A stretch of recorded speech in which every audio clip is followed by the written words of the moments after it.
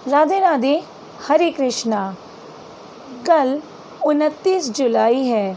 29 जुलाई को पद्मनी एकादशी है। पद्मनी एकादशी क्या होती है? 3 सालों में अधिक मास आता है जिसको हम मलमास भी कहते हैं, और ये मलमास की जो एकादशी होती है इसको पद्मनी एकादशी कहते हैं। पद्मनी एकादशी इसलिए महत्वपूर्ण होती है क्योंकि ये प्रत्येक 3 साल में आती है, और अगर हम इसका व्रत नहीं करते, इसका फ़ायदा नहीं उठाते, तो हमें फिर 3 साल इंतज़ार करना पड़ेगा। तो 3 वर्षों में अधिक मास या मलमास आता है, और अधिक मास के शुक्ल पक्ष की एकादशी को पद्मनी एकादशी कहते हैं। पद्मनी एकादशी का व्रत करने से संतान की प्राप्ति होती है, यश और वैकुंठ की प्राप्ति होती है। तो पद्मनी एकादशी 3 साल में एक बार आती है, इसको आप याद रखिए। अब पद्मनी एकादशी की कथा क्या है वो मैं आपको सुनाती हूँ। भगवान श्री कृष्ण ने युधिष्ठिर को पद्मनी एकादशी व्रत के महत्व के बारे में बताते हुए यह कथा सुनाई। त्रेता युग में महिष्मतीपुरी में कृतवीर्य नामक राजा था। उसकी 1000 स्त्रियां थीं, लेकिन उसे कोई पुत्र न था। पुत्र की कमी खलती थी।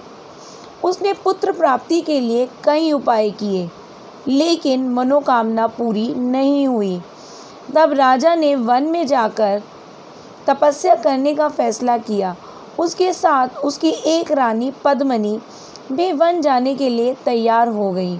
दोनों राजपाट त्याग कर नगर से निकल गए और गदमादन पर्वत पर चले गए।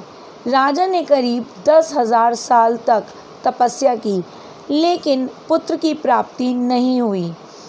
एक दिन अनसुईया ने रानी पद्मिनी से कहा कि मलमास की जो हर 3 साल में आता है, उसकी शुक्ल पक्ष की एकादशी पद्मनी एकादशी बहुत महत्वपूर्ण होती है, और यदि पूर्ण श्रद्धा के साथ और पूर्ण रीति रिवाजों के साथ वह उसका व्रत संपन्न करती है, तो भगवान विष्णु खुश होकर उसकी मनोकामना पूर्ण कर देंगे।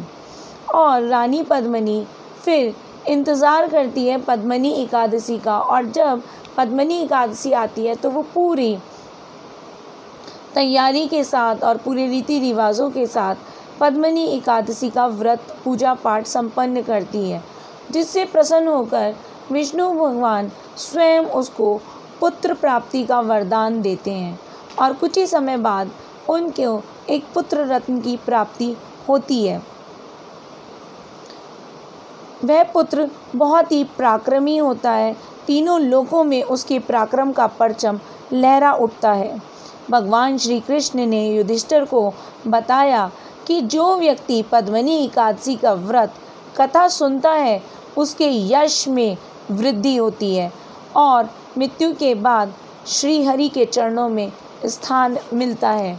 तो ये था पद्मनी एकादशी का महात्म्य। आप इसका व्रत कीजिए, पूजा कीजिए, अर्चना कीजिए, वंदना कीजिए, और भगवान विष्णु की कृपा को पाइए। इसी के साथ राधे राधे, हरे कृष्णा, हरि बोल।